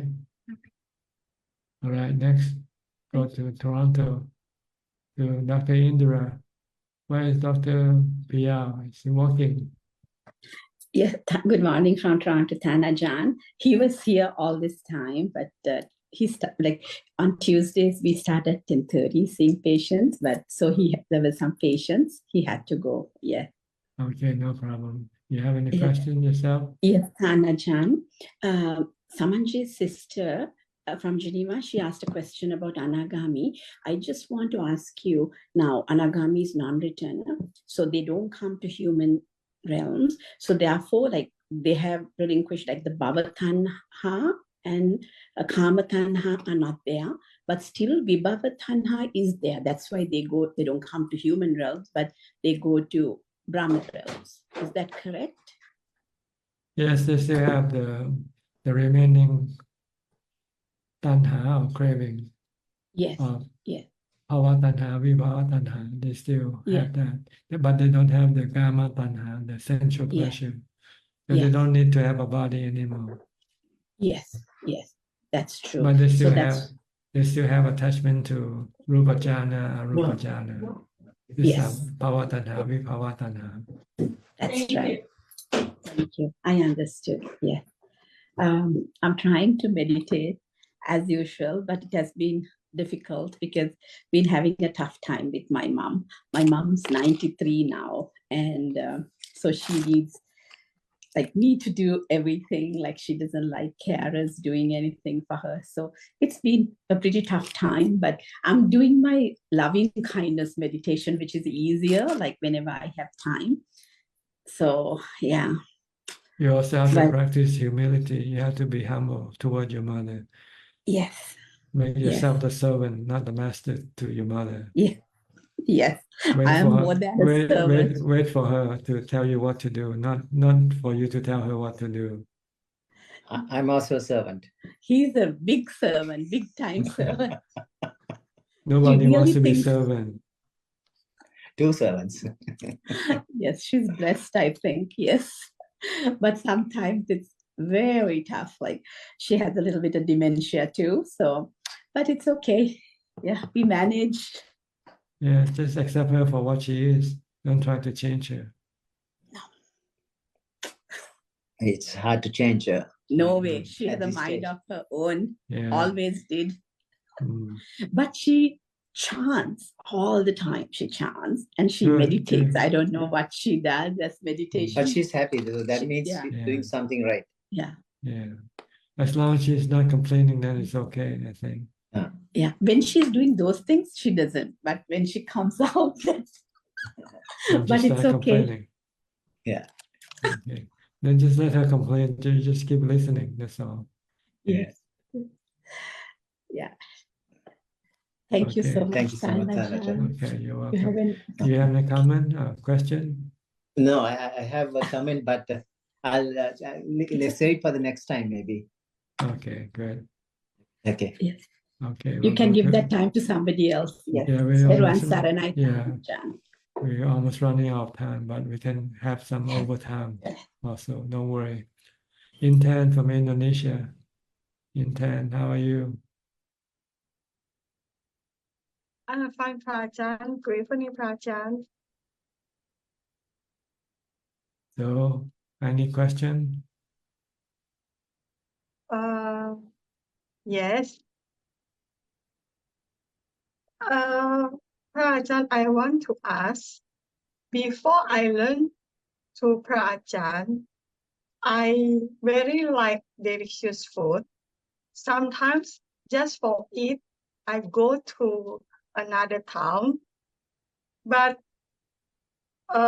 when I'm in Wat Yan, Prajan say I eat cause it's not my body hungry, but cause my mind hungry. So that time I think, oh, this is right. That's why I'm fat. So I don't know what happened. Now, if I do the same things, I really like to eat delicious food, and I go to there to eat. But when I eat, many times have the thought, don't do the stupid things again. This is just wasting time and your money. Why have a thought like that? Because you learn more from the Dhamma. And this is a stupid thing that you should not be doing. Mm-hmm. So it means I'm in the right track. Yes, if you eat less, then you're in the right track. Mm-hmm. Mm-hmm. Okay. Okay, Okay, thank you, Prajan. all right. Go to Diana now. Anjali. Hi, Anjali. Ajahn Suchart, Namo Buddhaya. Yes, I missed most of the meeting because we had some bad connection. Just last half an hour, I was able to join again. You can watch later, I think. Oh, can you repeat? You can watch the program later on, what you missed. Yes.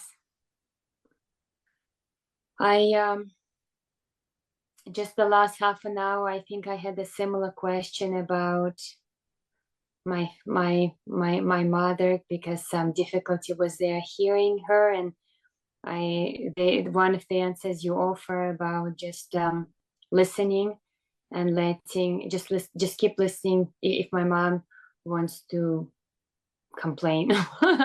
It's unpleasant. It's not all the time, but it's very regular. It's very regular. Yeah.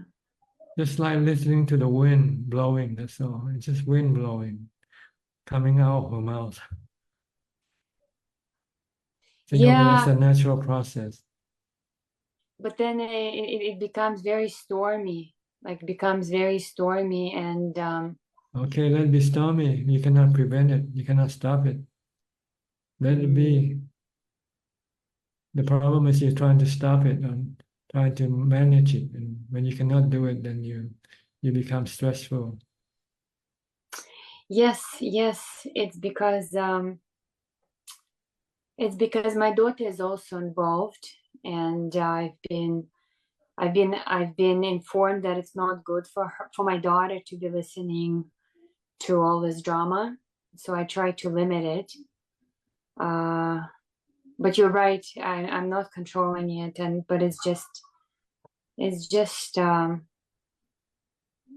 I guess there's nothing we can do. It's just part of our relating now, but it's not very beneficial. It's not very beneficial to my child, because as she witnesses it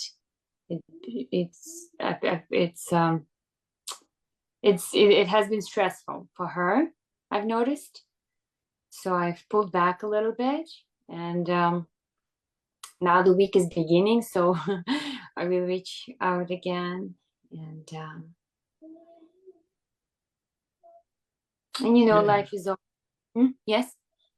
You have to look at everything as anatta. There's no self, no people, and anything.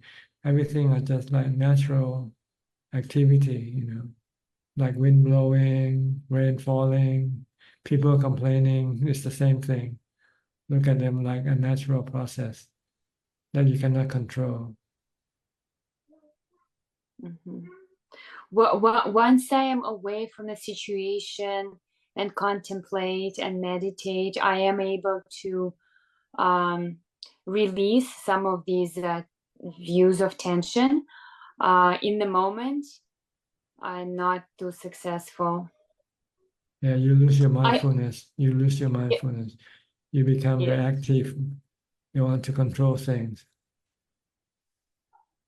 Yes, the times that I know, like let's say if I know the conversation will be stressful, if I start the Buddha mindfulness prior, it's I'm able to cope with it really well. And then at the times that it just catches me off guard, that's when it takes much longer to come out of the reaction like that.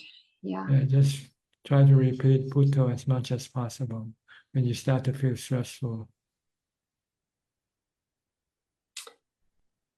It's easy to say, but it's hard to do. Yes, because the mind is rolling, and then eventually it stops rolling, and then eventually I'm like, oh, where was my Buddha? And then it's a work in progress. Yeah, good. At least you know what you need to do more mindfulness. Yes, some confusion is coming and going. These meetings have been very helpful. I think my daughter also prepared some question for you if there's time today. Yeah, sure. Come on. Okay. Greta, you can ask your question. She will come. Mom. Yeah. Mom, she has to just speak. It's okay. Mom, yeah, she when she's in the middle of her play, it's challenging for her to step away, but she's fine. Mom, she has to just speak up. Yeah, okay, maybe she might not be able to ask her question. I think I did look at her question. Okay. Oh yeah, okay. Wait. Okay, she had something about if she was feeling scared. Oh, now she's coming. You respect. Hi, how are you? Good. You have question for me? Okay, go ahead.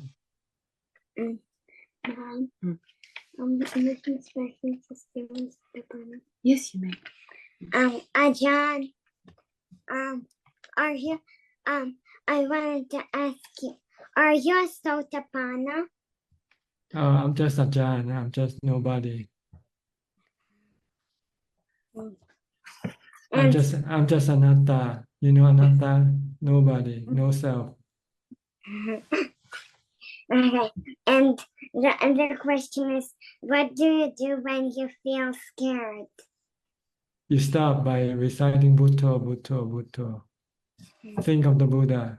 And when you think of the Buddha, then the fear will disappear.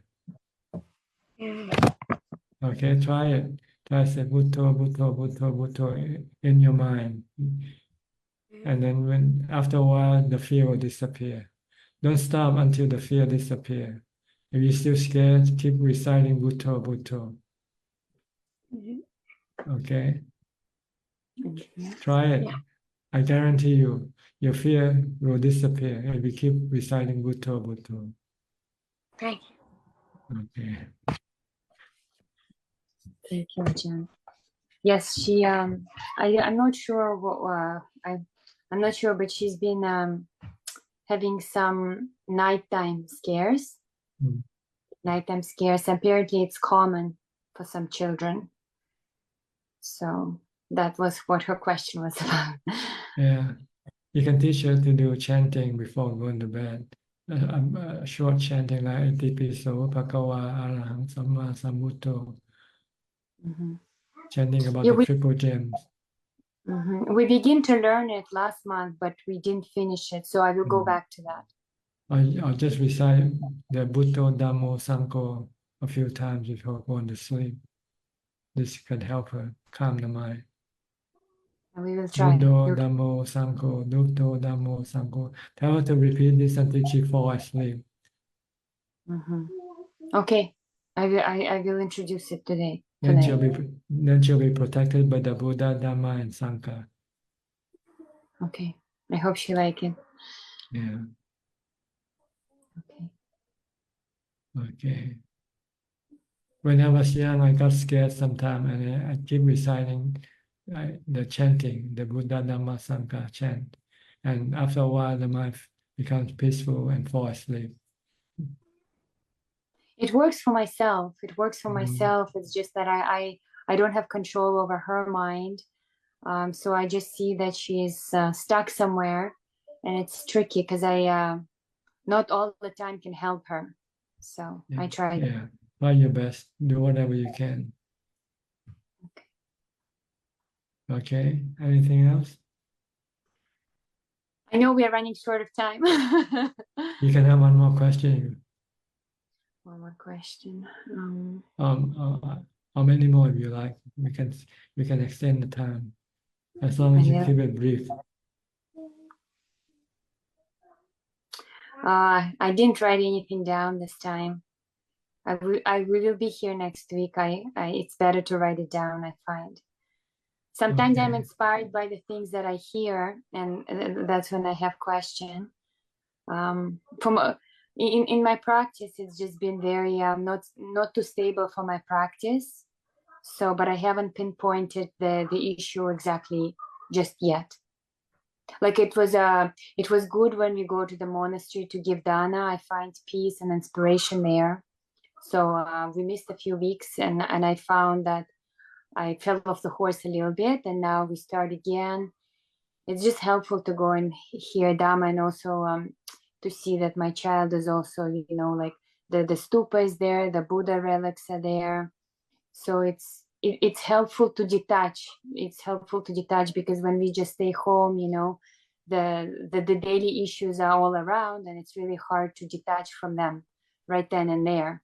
Even though we decide that this is the day we will be the honoring Buddha, just little things slip in. But when we go to monastery, it's somehow it's like having that protection around us, that the distractions are not there, and for that day it's helpful.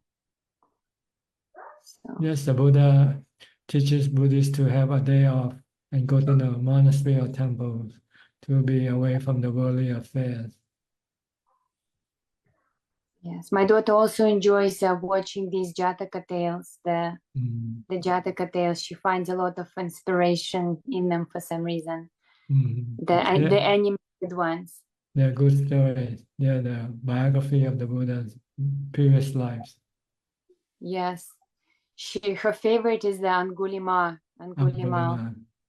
She always since she was little for some reason. Yes. Okay, Ajahn, I'm so happy to see you always. Okay, you can ask more questions later on next time. Yes, I prepare. Okay, good. Next, Gary from Singapore. Good evening, Ajahn. No questions. Just happy to be listening in.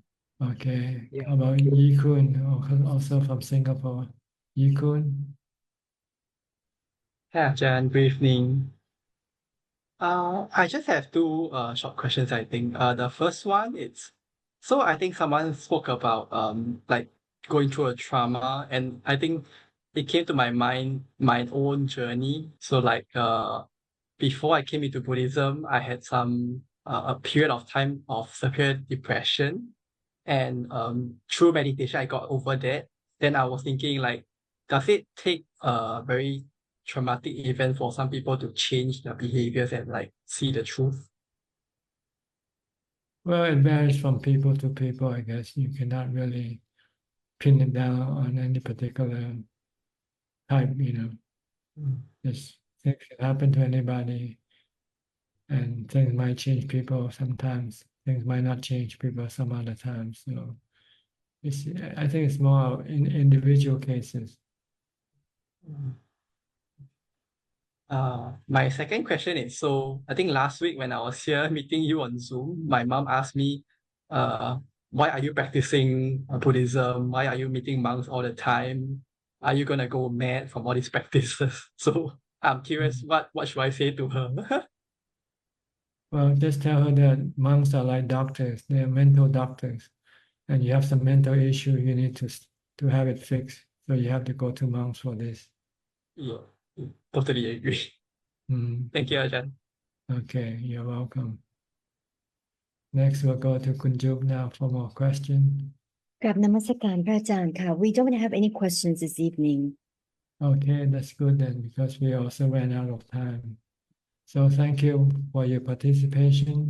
I hope this meeting is helpful and can assist you in your practice to move you further ahead. In the meantime, please stay safe, be mindful, and keep on practicing. And if all goes well, I'll see you all at the same time next week. Thank you and goodbye. Thank you, Ajahn. Thank you, everyone. Thank you, Ajahn. Bye, everyone. Good night, everyone.